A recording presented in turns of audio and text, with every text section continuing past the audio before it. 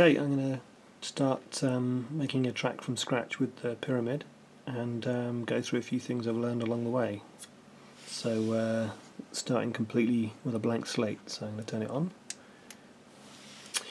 and let's see what happens. So I have got a bunch of gear set up on different MIDI channels, and I'm going to be using that. So let's just start with something simple, a drum machine, just to have some kind of a beat to go to. So I'm going to set the BPM for my tune, so let's just slow it down. No, I don't know, maybe make it a bit faster. How about 125? Okay, so to do that, hold down the BPM and turn this knob. First thing I want to do is choose a track for my drum. So press the track key, and what you notice there is sometimes when you press a key it doesn't change. That time it did. Other times if I go to step mode it won't change, and that's because it's not a fault.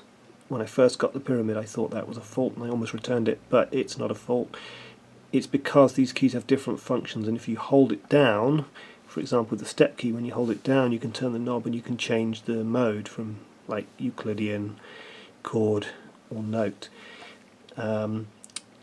If you hold it down when you press, it doesn't change because it thinks you're holding down. You need to press quickly, kind of stab it, and it will change.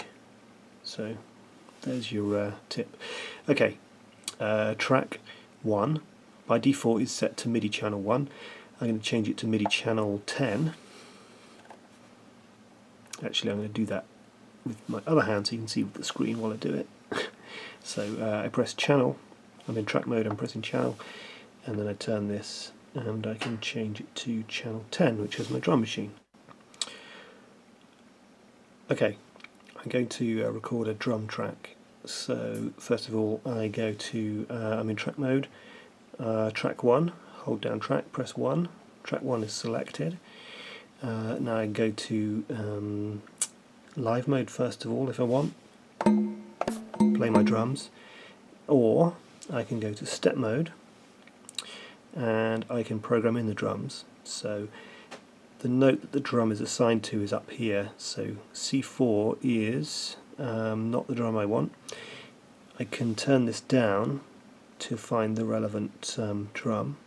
I can turn this knob up or down and find the note, or I've got a controller keyboard plugged in on the same MIDI channel that I'm recording on, so MIDI channel 5 in my case, and if I hit a note on the controller keyboard I get whatever drums are on those keys, and there's my kick.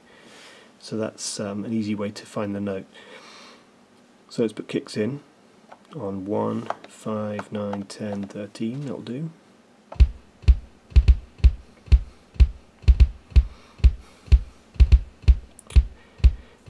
Okay, and let's say I don't like this one. What you can do is change the parameters for, let's say, the velocity of this kick. So if I change the controller here, by default these are all assigned to the different parameters. So you can see when I turn it I'm getting, this is the velocity, the power of the drum hit. And this one is the note length, which is probably not relevant for drums, but if we were using say a sequence with melodic sequence, then we can use that. And the other one is kind of accuracy of where it is on the beat, which we can come later. So I'm going to change the velocity for this one down to something really low, so it's a very quiet kind of, it's like a secondary beat. So you see it doesn't sound any different at all. That's because when I change the values up here I'm not changing anything that's already programmed in. What I'm changing is basically what's next going to be applied. So to change that beat I'd have to turn it off by clicking it and then turn it back on again. Or I can hold down that button and turn the value down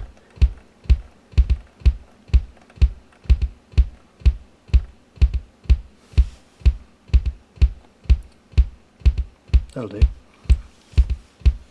Okay, now let's put in a few snares maybe. So change my note to the snare drum.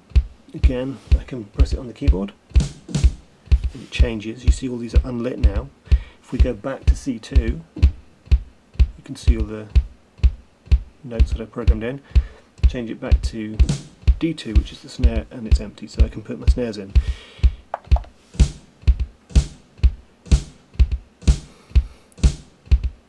And I can keep going and program a really cool drum beat. I'm not going to bother. I'm going to move on to the next thing, which is maybe a bass line. So track,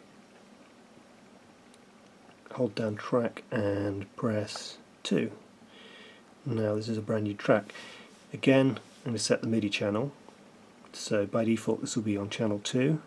Hold down channel, change this up to whatever channel instrument your bass is on. Mine is on 13 and it's a Moog Voyager. And quite a good way of programming basses is, instead of, you can obviously record something in, we'll do that in a minute, you can, oh no, let's do that now. So go to live mode. I'll record something in, but then I'll replace it with something in a minute. And we will program in we'll record something in. So don't play on the instrument itself, because that's not going to record. You need to be playing on a controller keyboard, which is set to the channel that you're recording on. So I'm recording on channel 5, so I'm using my controller keyboard. You can use the same keyboard, but you need to make sure that it's sending on channel 5, receiving on a different channel. So on my controller,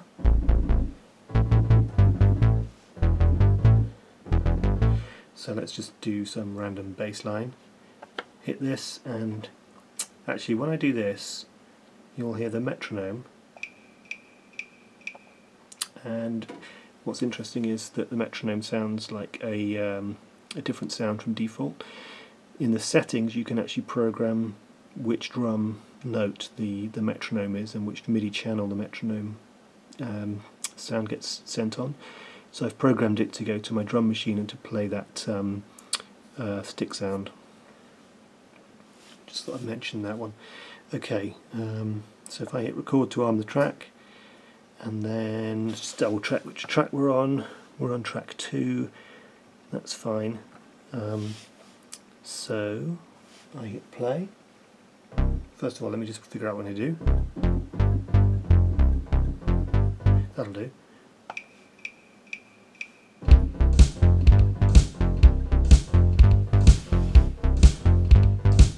That sounds pretty crap, so let's delete it. So I can do that by doing second and then delete, and it's gone. So they're written under the key there. So let's try that again. This time I'm going to make the track length a bit longer instead of 1 bar. Let's hold down the track, or just go to track mode, press length, and change this to 2 bars. Give us a bit more room to manoeuvre. So live mode again. What am I going to do?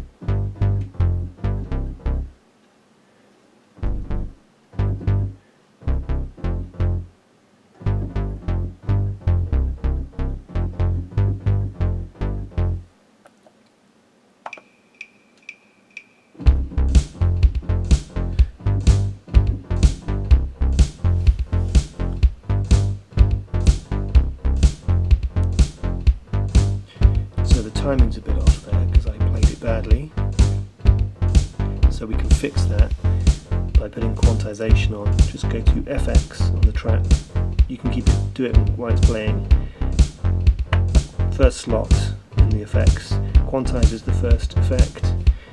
There's a whole bunch of different effects,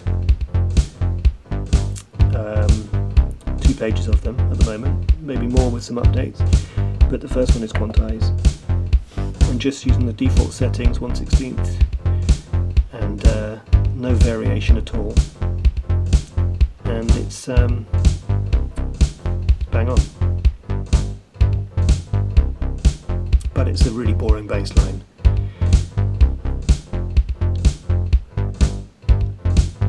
So what I'm going to do is delete that bass line and do something more interesting. So I go to track mode, choose the track I want to delete the entire track, so track 2. If you want to be absolutely certain it's the right track, you can hit play and you can press second. My mistake, not second, just press this one. So solo and then track 2. So that's definitely the track I want to delete, just to be sure. So now I press second and delete and track 2, and it's gone. Yep. So let's turn solo off, so press solo and okay, so back with just the basic drum beat. Let's do something more interesting on track 2. So same instrument, same MIDI channel, but this time I'm going to change to use the Euclid Euclidian sequencer. So to do that I press step mode, hold down the step key and turn this knob until it says Euclid, and let go. And then I'm going to change the root note to something more interesting, so let's have D. Now I'm going to let's just press play, see what happens. So it doesn't sound very interesting to start with. You can start using these parameters, but what's the best way to do it, I think, is if you press display, you get a representation of where the notes are falling. So what this means is there's 16 notes around this circle. There's a note on the first one, there's a note on the 5th one, on the 9th and on the 13th, and then back to 16 and it repeats. That is what we're talking about. So if I leave it like with those default settings, it's going to be boring. If I first of all choose the last parameter, so number 5, these correspond to these knobs, so number 5 is the rotate choice, and what that does is it moves the beats around. So if I rotate, you can see now it's the second beat. So let's play that and see what happens.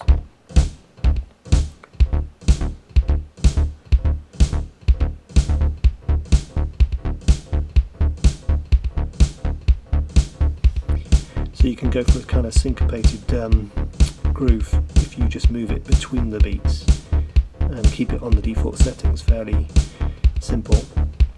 But let's do something a bit more interesting.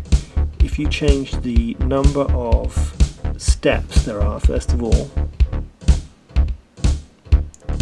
so it doesn't quite match the number of beats in the bar, you're going to get a much more interesting groove. And then change the second option, is the number of actual notes as opposed to rests.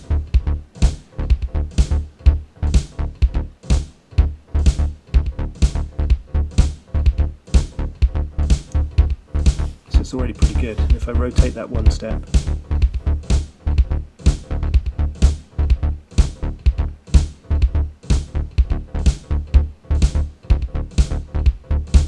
stop it and start it again just to check.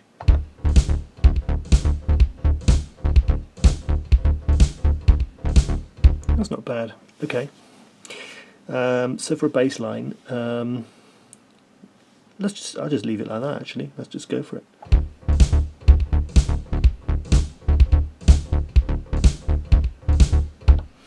Okay, let's add a track. Let's add an arpeggiator track. So back to track mode. Track 3. Now I'm going to add an arpeggiator. So the channel for this track, in my case, is 8, and on track 8 I've got a Prophet, which sounds like this, kind of a pluck sound with some reverb, and I'm going to arpeggiate this. So I can do that a number of ways. The easiest way, go to step mode, change the display back to the default if it's not on it already, and in step mode I'm going to hold down the step key and change the mode from note, which is single notes, to chord. Now I'm going to choose a chord that corresponds with the bass line I've got. So I think it was D. My mistake, it's not that, it's the second. Hold down second and then change it. So let's have D minor. That might sound good. Let's try this. So we're now in chord mode. If I go to live mode, I can play my chords using the smart pads and the notes. So let's try just see how that sounds with the bass line.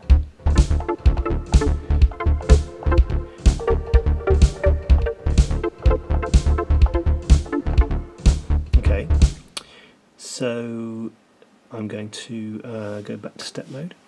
I'm going to put in a D minor chord. That's step 1. And actually I'm not. I want to arpeggiate this. So if I arpeggiate this, it's just going to be one note. It's not going to work. Let's do it. See what happens. So we've got a chord there. Now I'm going to arpeggiate it. So FX and Arpeggiator. Choose the first one is enable. The second one is the style, so I'm going to choose up down.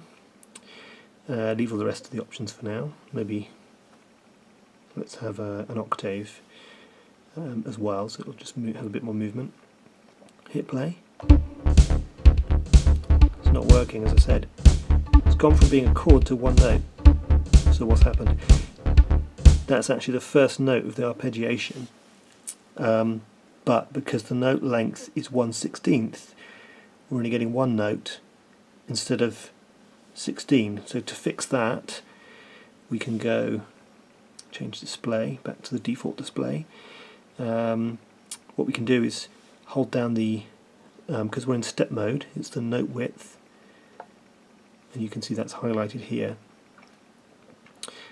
Or you can just change the control here. So this is the note width, and I'm going to change this to 16, and I can hit that note again. Alternatively, so basically what you're doing is when you change the settings here, and then you're basically saying what the settings are. When you next press a pad, it's going to adopt those settings. If you've already got a pad programmed and you want to change its settings, you hold it down, the display changes. Now I can change the note length. So I could have done it either way, probably would have been better to do it this way. Okay, back to the default display. Now when I hit play, we'll hear the arpeggiation running, because this note is going to last the 16. There. So I want to make that more interesting. So there's some tricks in this device that will let me do that. Let's go to FX. So I've already got Arpeggiator, but I'm going to have 4 effects here, so let's add the next effect. We're going to add a harmonizer, so it's enabled. I can have 1, 2, 3, up to 4 different harmonized notes, so that means the root note plus up to 4 others. So let's have, and this is the number of intervals, so that's going to sound pretty atonal. So let's set this to be 5, and then have another one set to 12.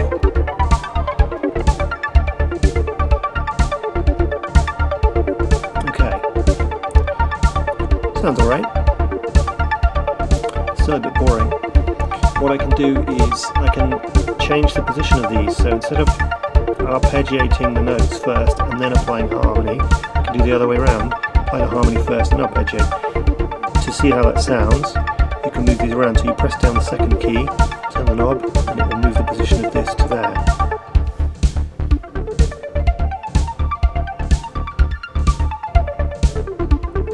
So it's got interesting variation by doing that. So let's change the arpeggiator mode because it's got a bit too much range, maybe. Let's just see. So if there's already an effect applied, you can then go to click edit. So I'm going to change the style to, instead of up down, let's change it to assign. So if you played the chord on the keyboard, this would be the order in which you played each note of the chord. We didn't play the chord that way, we played it through here, but it doesn't make much difference in this case. Okay, I still want a bit more movement in this, so I'm going to add a couple of other effects. The next one I'll add is a delay effect. So this is a MIDI delay, it's nothing to do with audio, it's basically adding additional notes after the initial note. Oops, sorry, wrong button. Let's turn this and choose delay. So the time I'm going to set to 1/8. Delay I'm going to set to, or rather repeat, sorry, I'm going to set to 3. And then feedback, reduce that down a bit.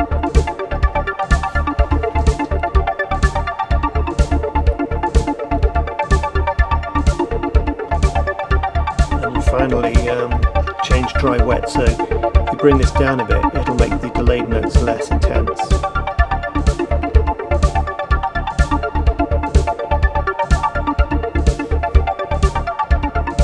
Okay, so it's still sounding quite repetitive, and I want a bit more movement in it, so the last thing I'm going to do is use the chance effect. So finally I'm going to move this to here and choose chance, which is on the second page. Scroll right through. Here's chance. Chance is basically what's the chance of the note sounding. 100% it's always going to sound. Crank it down to something like 88%. It's only got an 88% chance of sounding, so you get a few rests thrown in.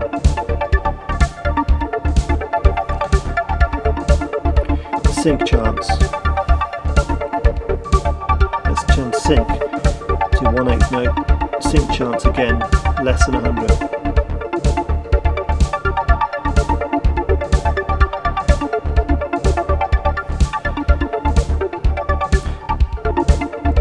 Now we've got a lot more variation.